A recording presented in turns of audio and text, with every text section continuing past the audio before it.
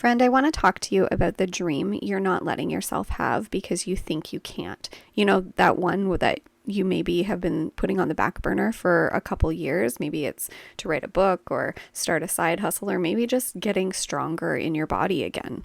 And somewhere along the way, you looked at that dream and then you looked at your actual life with the school drop-offs and the naps that may or may not happen, and you quietly closed the tab on that dream. Not because you stopped wanting it, but because you decided you're just too busy, that life is just too unpredictable, and that someday your life will calm down and you can come back to it. Well, today, my friend, I am going to tell you how you can stay consistent with the things that you want to do while also staying consistent with the things that you have to do. Welcome to the Balance It Method podcast. If you're a working mom juggling a career, kids, housework, a social life, and endless piles of laundry, then you are in the right place, my friend. I'm Tamara, a mom, business owner, and your balanced living bestie. Each week, we will discuss simple, practical ways to better manage your time and energy so you can get things checked off that to-do list without burning yourself out in the process. If you're ready to take off that busy badge of honor and finally take control over life's chaos, then let's take this journey together as we learn how to balance it.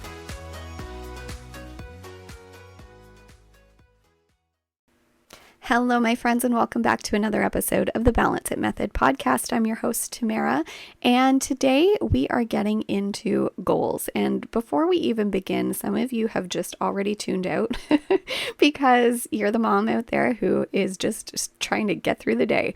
And goals just seem like something extra that you just don't even want to think about taking on. But maybe there is something that's been calling you that you wish you had the time to do. And in this episode today, I'm going to talk to you about how you can actually learn to be consistent with a goal or a dream that you might be having, while also not dropping balls in the rest of the areas of your life. And this was totally my understanding in the very beginning, before I had started the Balance It method. I kind of knew I wanted to grow my cleaning business. I wanted to expand it and create something digital for people to be able to use. But everything was so busy. Everything felt chaotic all the time. I didn't know up from down half of the time. And so I sort of just made peace with the idea that this is just not possible right now. You know, life is just too busy with little kids and things were too chaotic. And I thought, you know, someday when things calm down, I will get around to that. And if I could go back in time, the only thing I would tell myself is that things are not going to calm down on their own. You have to do something to calm the tides as they're coming in. And if you're somebody waiting for a season that isn't really coming, and every month that you put off the thing that you want to do is another month that you're behind where you could be. And the biggest thing that I've learned through all of this is that it doesn't take a certain personality type to be able to have everything under control. It doesn't take a supernaturally disciplined person to have all of these things going on in their life and not feeling chaotic about it. That is something that can be learned, and that is what I am here to support you with.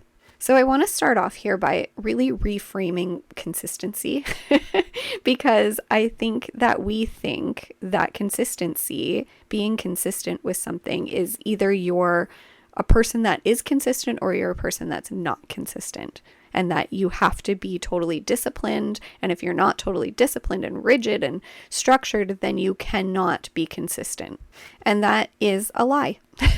Consistency is not about willpower or discipline. It is about having making decisions that will take away barriers to you being able to accomplish the thing that you want to accomplish. And think about it this way.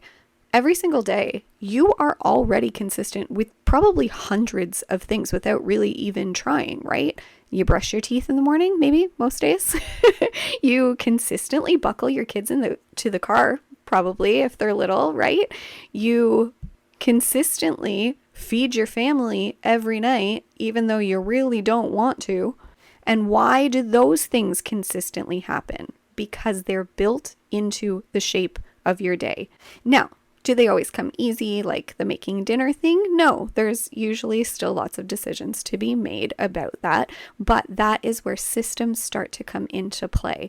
It's a decision you only have to make once, and then things can run on autopilot. So if you have a system for how your home runs, for how you get dinner on the table every night, for how you get the laundry done, for how you get the kids to and from all of their activities, if you have systems around all of those operations in your life, then you're able to start building out systems to be able to support you having goals and dreams. And let me be clear here when I'm talking about this, I'm not talking about things happening at the same time every day. If you've been around here for any amount of time, you know that time is an illusion. We won't get into all of that, but we do not need timestamps on when we're getting things done. That is specific to when you have appointments that have to happen at a certain time. But the rest of our schedule for our day is very flexible and fluid. And so if you've been building systems that are like, okay, at this time, I'm going to do this thing. Let's say your dream is that you want to write a book. And if you are somebody that's at home with little kids, maybe you are like, okay, I'm going to write during nap time. And then nap time doesn't happen that day. And then what? Well, I guess I just won't write today. And then the same thing happens tomorrow and the next day and the next day and the next day because those kids have all of a sudden decided they're not napping anymore. This was me. I just had the one kid, but he had to have contact naps for 2.5 years. So I was unavailable to do anything during nap time. Ask me how much I loved motherhood during those early years. Ask me how touched out I was at the end of the day. Oh my God. The horrible, horrible memories. But anyway, I've lived to tell the tale and I have learned some things that I can now pass on to other people who may be experiencing this as well. So if you're that person that is trying to be that nap time warrior, then and get things done during nap time, and then nap time doesn't happen, well, and then those things don't happen that you were going to do, right? So there has to be a system in place for you to still get that time. Otherwise, you're just going to put it off and put it off and put it off, and then it will never get done. And that is why we cannot rely on timestamps or a time frame to organize our days. So if you are that nap time warrior and this is the situation that you're in and you're not getting that space that you need during nap time to get things done, here's what I would do. That would then be communicated later in the day to the rest of the household to say, I didn't get that hour to do the writing that I wanted to do or whatever the goal was during nap time. I didn't get that time today, so I'm going to be taking that time after dinner tonight, and I need the other adult in the home to step in and take over for that hour. Now, that's easier said than done if you are in a 2-adult household and also if you have another adult that can step in. Now, first of all, I've got some words for people who are not able to step in when their partner needs to step out. We're not going to go over those words here because I don't suggest you use my script, but basically, if your partner cannot step in for an hour and do the things that need to be done that you would be doing during that hour, then that is a conversation that needs to be had. But maybe you're in a household where you don't have another partner to rely on, or maybe your partner has an on-call schedule where they're not home predictably. And so what you need to do is communicate to your kids. Okay, maybe they're really little and that's okay too. You can have them maybe just playing quietly beside you while you're doing this work for yourself. Or if they're a little bit older, maybe they can have a little bit of screen time. Maybe that you can set them up with an activity and just communicate very clearly to them. You can use timers if you'd like. I am taking this hour in this other room to work on this project, and I will come out when I'm done. If you have questions for me, please wait until I'm done. And then just communicate when the timer beeps. That means I'm done and I'll be coming out. And it may take a couple of tries, but it's really important that you uphold that boundary for yourself, that you are going to take that time to work on the thing that you want to work on. The whole point of setting up a system is to remove decisions and remove friction before you're standing in that moment trying to decide what matters most right now. Because let me tell you this, if you're wanting to work on a goal or work on something that you've been dreaming of doing, and you're standing in a moment where you are having to make the decision whether or not it's going to happen, it won't happen, because the other things are always going to be screaming at you as if they are more important than what matters on your heart. And when you're tired and you've made 10,000 decisions by the end of the day, your decision to protect the boundary around your goal is not going to hold up to the other things that just seem so much more important. It's not a fair fight, to be honest. So let's get a system in place and take that fight off the table entirely. Okay, my friends, so what I want you to take away from this episode today is that consistency was never about being a different kind of woman, a more disciplined kind of woman. It's about building a structure that has a pathway to success.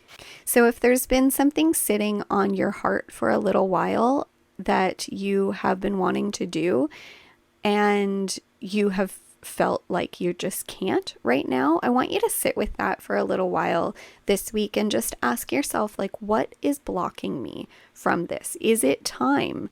Is it a lack of support? Decide on what is blocking your pathway to succeed. And when we do that, we can sometimes more clearly see how we can clear that blockage.